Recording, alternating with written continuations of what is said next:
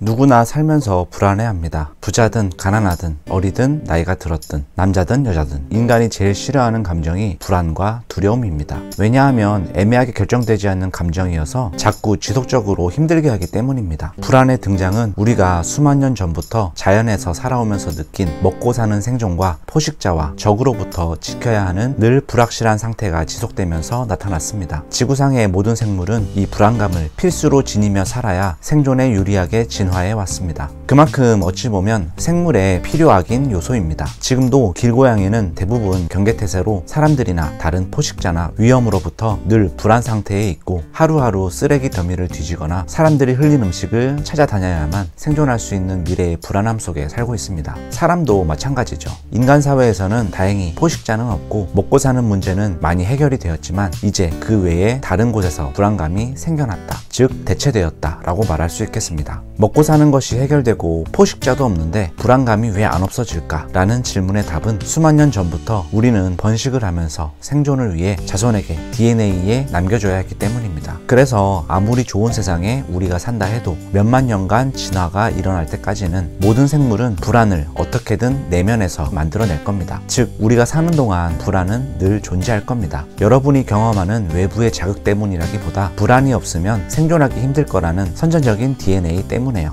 오늘은 그 생존을 위한 일반적 불안을 더욱더 증폭시키는 두 가지에 대해서 좀 더 깊이 살펴보겠습니다.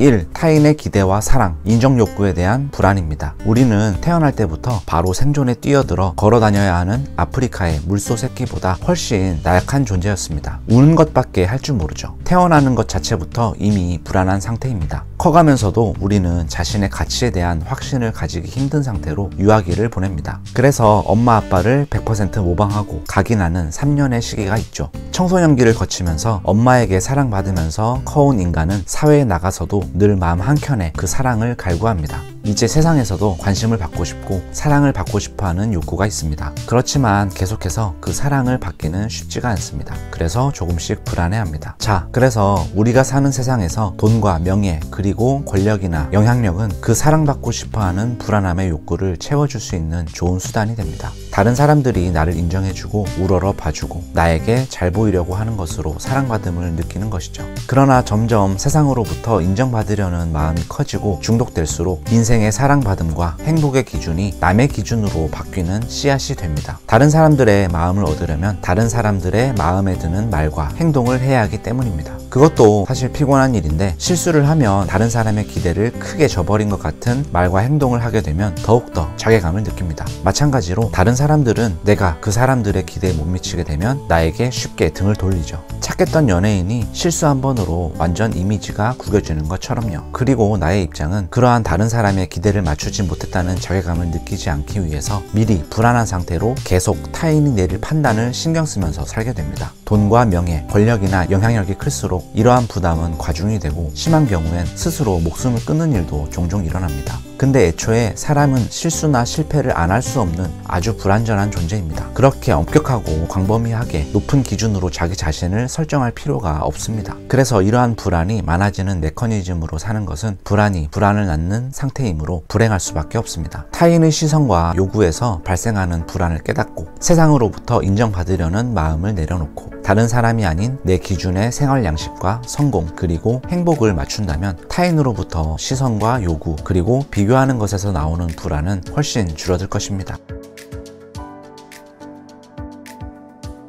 2. 불확실한 미래와 가난, 실패에 대한 두려움에서 오는 불안입니다. 자연이라면 우리가 다람쥐였다면요. 옆나무 다람쥐 친구에게 놀러 가다가 독수리에게 잡아먹힐 수도 있습니다. 사람도 마찬가지로 다람쥐처럼 그런 불안한 미래를 늘 마음에 품고 수만 년 살아온 동물입니다. 미래는 희망이라기보다 애초에 생존 관점에서는 불안 그 자체입니다. 하루하루가 먹고 사는 생존과 위협에서 살아남는 게 일상이었죠. 지금은 쉽게 말해 우리는 독수리가 오지 않길 바라는 불안이 내가 앞으로 잘리면 어떻게 먹고 살까 라는 불안으로 대체된 겁니다. 불안은 원시시대나 지금이나 모습만 바뀌어서 우리의 곳곳에 존재합니다. 그때와 지금의 불안의 질과 양도 거의 비슷합니다. 자, 우리의 바람은 잘 생존하고 잘 먹고 잘 살고 행복한 것입니다. 미래에 그것이 100% 보장되어 있다면 우리는 아등바등 애쓸 필요가 없겠죠.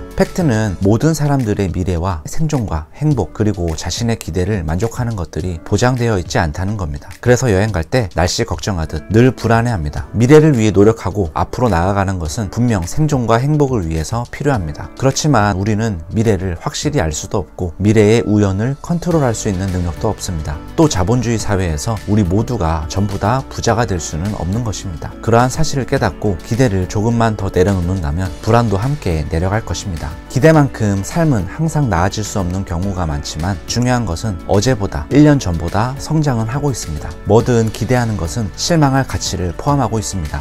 기대만큼 꼭 이루어져야 하는 희망의 크기가 지금 실망과 불안의 크기를 만듭니다. 기대를 늘 충족시키지 못했다는 자괴감을 접고 성장했다는 사실에 집중하며 또 개선하면서 꾸준히 시도해 본다면 정말 원했던 목표를 이룰 수도 있습니다. 그렇지만 달성을 못했다고 해서 크게 실망할 필요도 없습니다. 주사위를 자꾸 굴리려는 노력을 6번 해도 7번 해도 원하는 숫자가 나오지 않을 때도 있는 법이니까요. 자, 이렇게 오늘 원론적인 불안에 대해서 알아봤는데요. 여러분의 삶에서 조금 불안을 낮춰줄 수 있다면 좋겠네요. 구독과 좋아요를 눌러주시면 더 좋은 내용으로 보답하겠습니다. 감사합니다. 안녕.